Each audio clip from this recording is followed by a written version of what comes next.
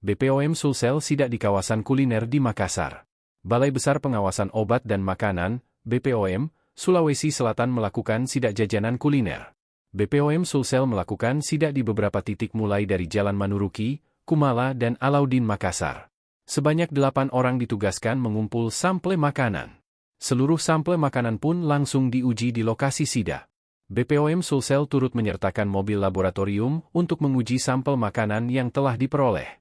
Adapun tujuan dari sidak ini yakni mencegah adanya peredaran makanan atau minuman yang mengandung formalin. Kepala BPOM Sulsel, Abdul Rahim, mengatakan bahwa dari hasil uji kelayakan tak ada ditemukan makanan, minuman yang mengandung formalin. Kami memastikan tidak ada ditemukan jajanan berbahan formalin, ujarnya. Meski begitu, BPOM tetap memberikan peringatan terhadap sejumlah pedagang terkait dengan kebersihan. Ada beberapa yang kita tegur terkait kebersihannya. Karena itu juga mempengaruhi kelayakan makanan untuk dikonsumsi, tutupnya.